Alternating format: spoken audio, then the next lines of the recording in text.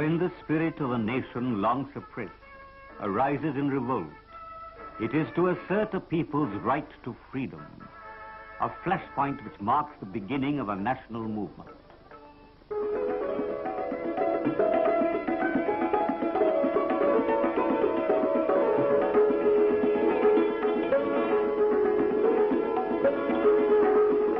Since earliest times, India was a country open to all cultures. And yet throughout the ages, she has maintained her essential identity and basic unity. As Jawaharlal Nehru has said, the past of India, with all its cultural variety and greatness, was a common heritage of all the Indian people, Hindu, Muslim, Sikh, Christian, and others. It was in this spirit of tolerance that early in the 17th century, the British East India Company received permission from the Mughal Emperor to start a factory at Surat. By 1690, the British had gained a number of footholds in India, and their business had prospered because, as Brooke Adams puts it, possibly since the world began, no investment has ever yielded the profit reaped from Indian plunder. From these bridgeheads, the British started to spread inland through military conquest. And by the middle of the 19th century, they had occupied nearly 3/5 of India. The British compelled the rulers of many Indian states to conclude unequal treaties and made the rulers ineffective. They introduced the insidious doctrine of lapse. Whenever a ruler died without leaving a direct heir, the state was annexed by the British. By a series of annexations, they took over states such as Satara, Jhansi, Nagpur, and many more. Along with political expansion, there was legalized exploitation of the Indian masses, and the word loot became part of the English language. Soon, Indian industries were destroyed.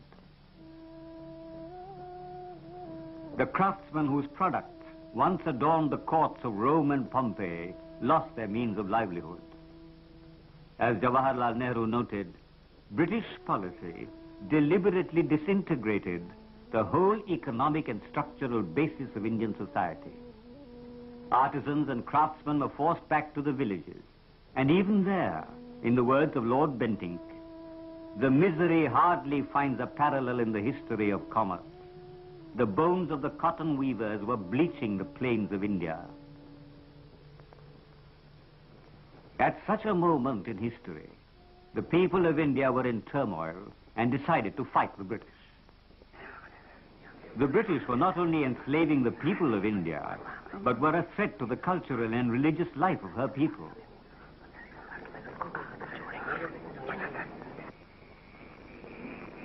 The chapati was used as a means of secret communication to spread the message of simmering discontent and to prepare the people for a revolution.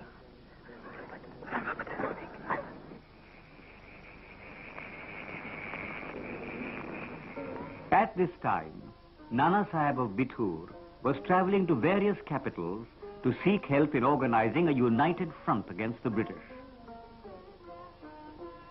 In 1857, the British introduced cartridges greased with animal fat.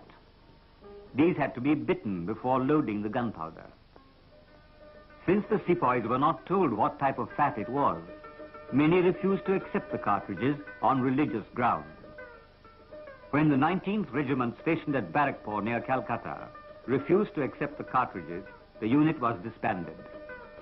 The sepoys resented the high-handedness of the British authorities. According to British Army records, on the 29th of March, 1857, Mangal Pandey, a sepoy with 7 years' service in the 34th Regiment, moved up and down near the quarter guard and asked his comrades to defy the British. जब हमारे मुसलमान भाई पूछते हैं, ये कहते हैं स्वर की चर्बी नहीं है। मैं पूछता हूं आखिर किसकी चर्बी है? ये फिरंगी हम लोगों में फूट डालना चाहते हैं, हमारे धर्म और तहजीब को नष्ट करना चाहते हैं। A British sergeant major rushed to the scene. He ordered Mangal Pandey to stop and asked Ishwari Pandey, an officer on duty, to arrest him.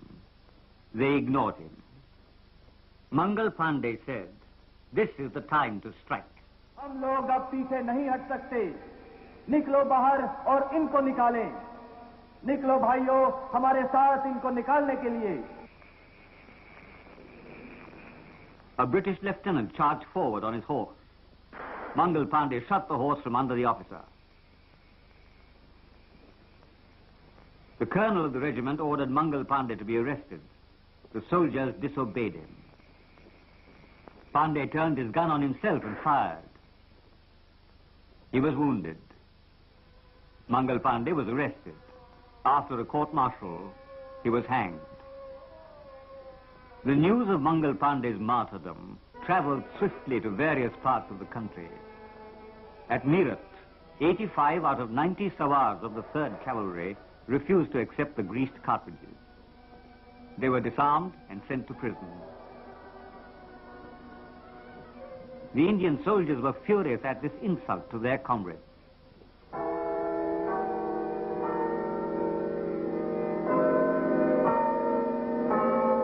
On Sunday, the 10th of May, British soldiers and officers were attending church. Sepoys of the 3rd Cavalry seized weapons from guard rooms and stormed the jail to release their comrades. They attacked their British officers and burnt their houses. The sepoys of the 14th and 20th Regiment joined them. The revolutionaries then marched to Delhi. On the way, a large number of villagers joined them.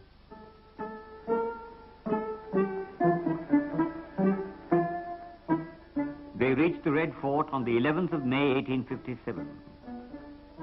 The last of the Mughal kings, Bahadur Shah Zafar, was proclaimed Emperor of India. मेरे हिंदू और मुसलमान भाइयों, आज हमने जो एक दूसरे का हाथ थामा है, वो हमारे फर्ज का तकाजा है। मेरी दिली ख्वाहिश है कि फिरंगियों को हिंदुस्तान से बाहर निकाल दिया जाए, चाहे इसके लिए हमें कितनी ही कीमत क्यों ना अदा करनी पड़े। ये बात न भूलो कि परवरदिगार की नेमतों में सबसे बड़ी नेमत आजादी है, आजादी। On hearing this call, more sepoys from Meerut and other places flocked to Delhi.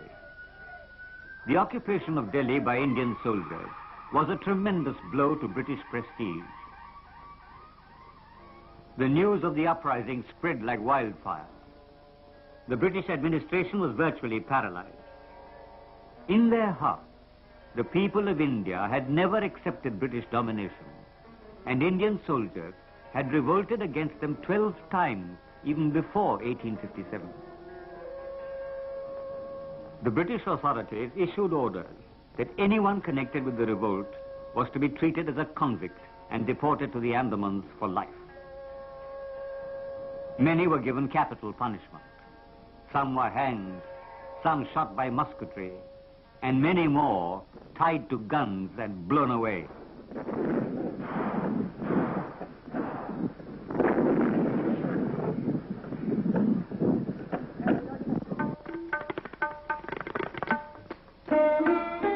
These are the ruins of the Residency in Lucknow, the source of British power after they deposed Wajid Ali Shah, the Nawab of Awadh, in 1856.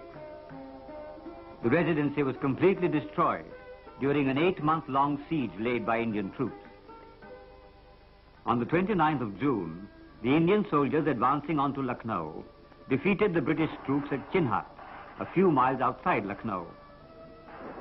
British forces under Sir Henry Lawrence retreated to the Residency. Indian soldiers laid siege to the Residency and requested Begum Hazrat Mahal, the wife of the deposed king, to lead them. The Begum fought alongside the sepoys without regard to her personal safety. Several British attempts at relieving the hard-pressed Residency were defeated.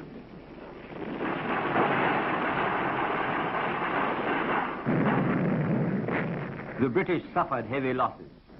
Sir Henry Lawrence was killed during one of the attacks.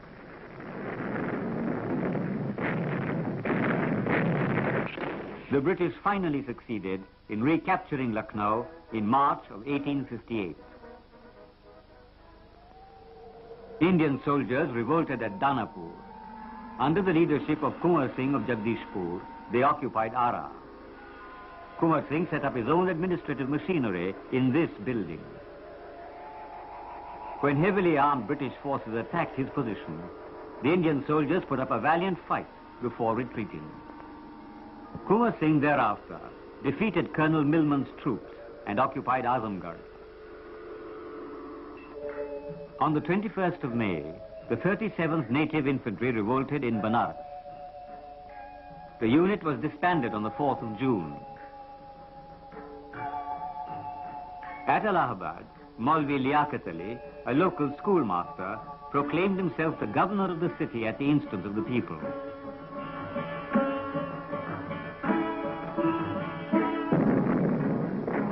Colonel Neil's regiment stormed Banaras and Allahabad and carried out indiscriminate shooting and hanging of Indian freedom fighters without regard to their age or sex. Within a few days, life was completely paralyzed in the crowded cities and surrounding villages. It is said that from every tree, bodies of Indian patriots were hanging, and every village within the reach of Colonel Neil was up in smoke.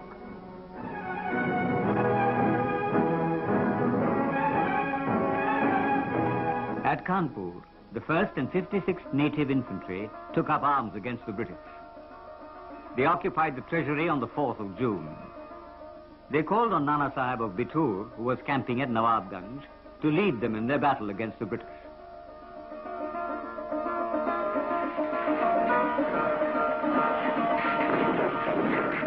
The Indian troops advanced on to Kanpur under the leadership of Nana Sahib and his general, Tatia Tope. The British forces withdrew to an entrenchment. Nana's forces laid a siege which lasted for 20 days. On the 25th of June, Nana Sahib's advisor, Azimullah Khan, carried a letter to the besieged British forces promising safe passage to Allahabad if they surrendered. Wheeler's forces surrendered the next day. The British soldiers and their families embarked onto 40 boats. When the Indian boatmen left the boats to come ashore, due to a misunderstanding, some Englishmen opened fire on them. This led to the grim tragedy of the destruction of all the boats.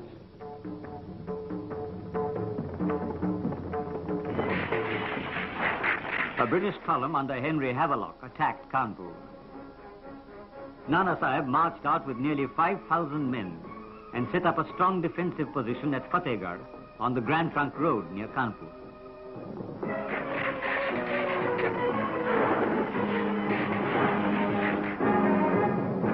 When Havelock reoccupied Kanpur, Tatia Tope, one of the ablest generals of the War of Independence, did not take the defeat lying down. He raised troops in Gwalior and marched on to Kanpur on the 28th of November and again conquered the city. After beating back several counterattacks, Tatia Tope retreated to Kalpi on the 6th of December. Delhi remained free for several days. A British column from Meerut was sent to reoccupy the capital on the 5th of June. Indian soldiers, under the command of General Bakht Khan, fought them on the banks of the Hindan River.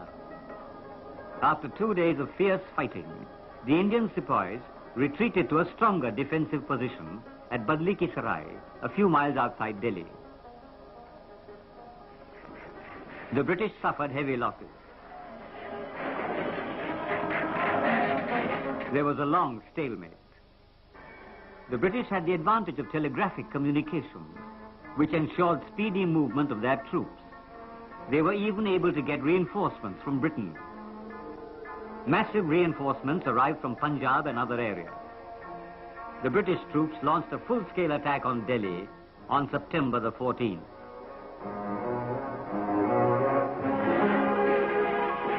The Indian troops fought so bravely that the Commander-in-Chief of the British Army, General Sir James Outram, said, "There never was a bolder feat of arms." The battle continued for 7 long days. Finally, the British blasted the Kashmiri Gate with heavy artillery fire.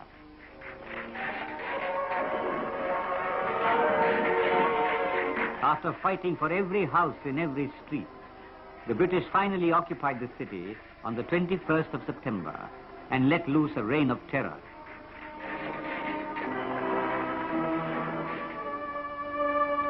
When Major Hudson promised to spare the lives of his family, Bahadur Shah Zafar, who had taken shelter in Humayun's tomb, surrendered. Hudson arrested 2 of his sons and 1 grandson and personally shot them dead without a qualm. When Hudson asked the tortured Shahenshah, "Have you finished wiping the tears from your eyes?" Zafar replied, "Hudson, emperors do not weep." Bahadur Shah Zafar was exiled to Rangoon. He spent his last days praying for the freedom of his country. Before his death, the poet in him cried out, दफन के लिए 2 गज जमीन भी न मिली कुएं यार में. Indian troops at Jhansi revolted on the 5th of June, 1857. At the people's request, Rani Lakshmi Bai of Jhansi assumed the responsibility of leading them. The Rani wrote to various rulers to unite in the fight against the foreigners.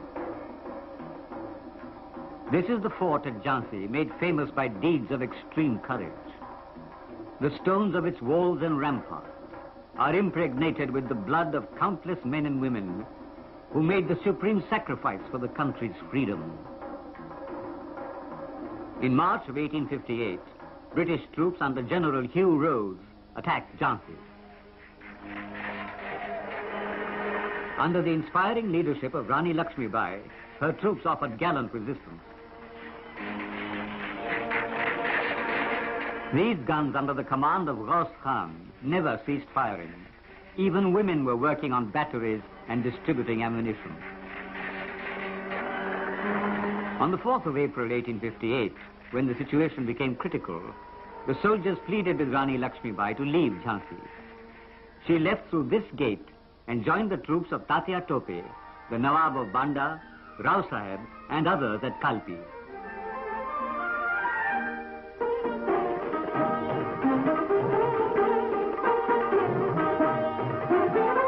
The British attack on the Indian positions at Kalpi led to perhaps the fiercest battle in the fight for independence. Indian troops inflicted heavy casualties on the attacking forces. The Rani of Jhansi and Tatia Tope showed exceptional qualities of leadership.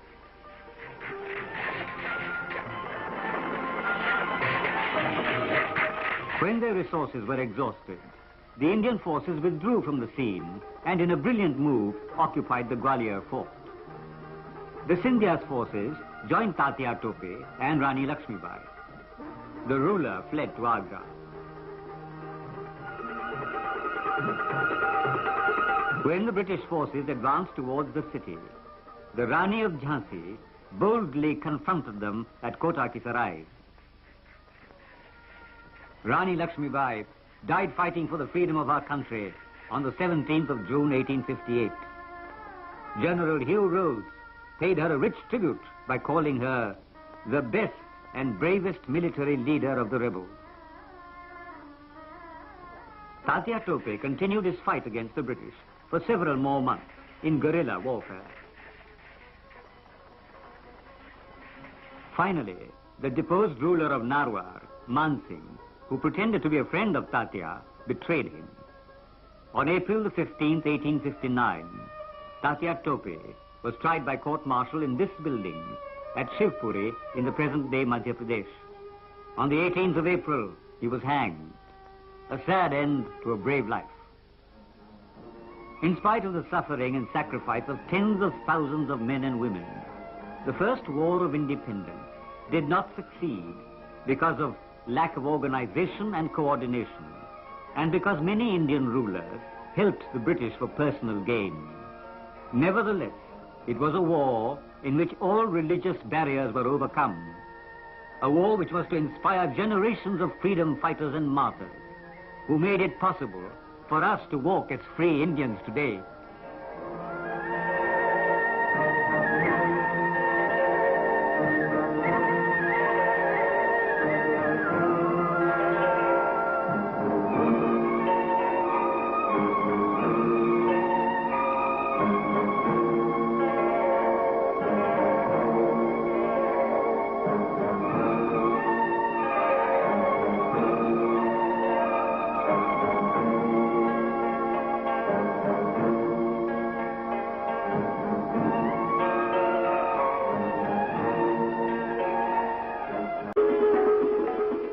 earliest times, India was a country open to all cultures. And yet throughout the ages, she has maintained her essential identity and basic unity. As Jawaharlal Nehru has said, the past of India, with all its cultural variety and greatness, was a common heritage of all the Indian people, Hindu, Muslim, Sikh, Christian, and others. It was in this spirit of tolerance that early in the Jhansi, Nagpur, and many more, along with political expansion, there was legalized exploitation of the Indian masses, and the word loot became part of the English language. Soon Indian industries were destroyed. The craftsmen whose products once adorned the courts of Rome and Pompeii lost their means of livelihood. As Jawaharlal Nehru noted, British policy, deliberate in the 19th century, the British East India Company received permission from the Mughal Emperor to start a factory at Surat.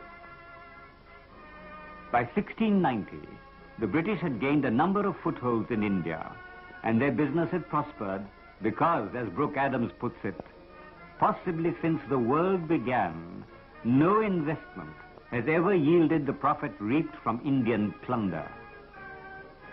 From these bridgeheads, the British started to spread inland through military conquest. And by the middle of the 19th century, they had occupied nearly 3/5 of India. The British compelled the rulers of many Indian states to conclude unequal treaties and made the rulers ineffective. They introduced the insidious doctrine of lapse. Whenever a ruler died without leaving a direct heir, the state was annexed by the British. By a series of annexations, they took over states such as Satara.